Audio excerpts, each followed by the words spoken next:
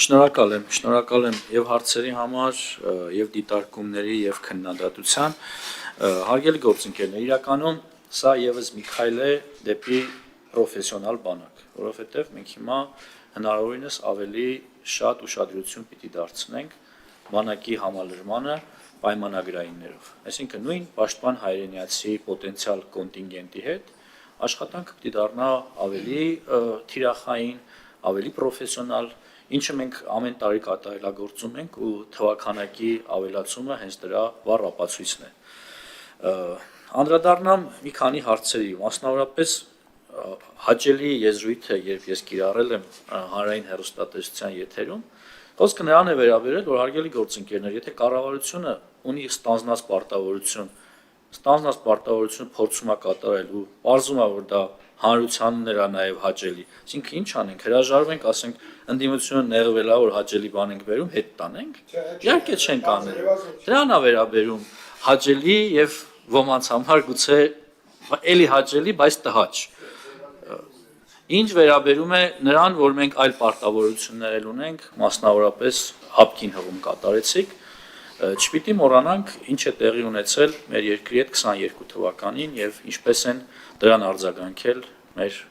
պայմանագրային գործընկերները։ Բնականաբար պիտի դրան լիներ adekvat արձագանք, ինչը մեր կողմից կատարվել է եւ շարունակում է կատարվել։ Կարծում եմ սա յուրաքանչյուր Հայաստանի քաղաքացի հասկանում, կարևորում ու բարձր է գնահատում։ Ինչ վերաբերում է այն հարցին, որ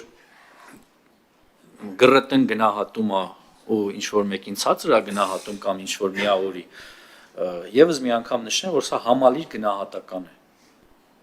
Ու քանի որ ես տեխնիկայի մասին խոսեցի համալրման, որպեսզի հարցեր չառաջանան, այ ուրեմն տեխնիկա չկա դրա համար։ Ոչ, հարգելի գործընկերներ, տեխնիկա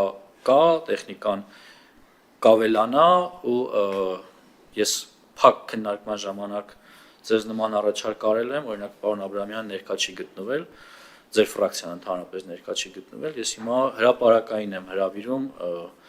ազգային ժողովի ընդդիմադիր երկու խմբակցություններին, առաջիկայում օր ասել, դուք ասեք, օրը դուք ընտրեք, ես կհարմարվեմ, եթե լինեմ Հայաստանի Հանրապետությունում, ես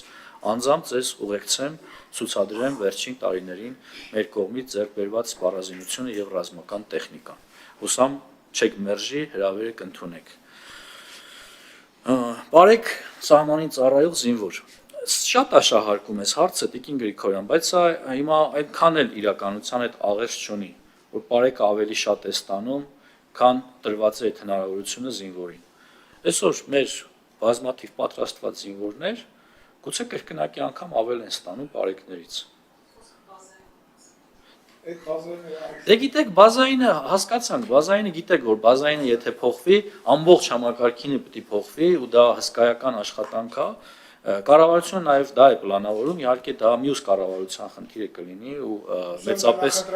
մեծապես ամեն ինչ կորոշի Հայաստանի Հանրապետության քաղաքացին 2026 թվականի ընտրություններին, բայց այն որ փոխվարչապետի գրասենյակը դա քննարկում է, գիտեմ որ դրա նման քննարկումներ կան, բայց երբ ունակ կլինի մեր հնարավորությունները երբ կլինեն որ մենք գնանք դրան, դա ընդ որում միայն իշխանության խնդիրը չի, դա նաև ընդհանուր խնդիր է մեր ողջ հանրությանն է վերաբերում, այդ թվում նաև ընդդիմությանը։ Կարծում եմ, որ մենք տնտեսական զարգացումը, որ այսօր Հայաստանը ունի եւ այն հնարավորությունները, որ նշмарվում են, մենք դրանք հասնենք։ Եվ ավարտելով խոսքս, հարգելի գործընկերներ, կոչ եմ անում կողմ քվեարկել կառավարության նախաձեռնությանը, ավելի լայն քննարկման հնարավորություն կունենանք նաև լիագումար նիստերի ընթացքում, շնորհակալ եմ։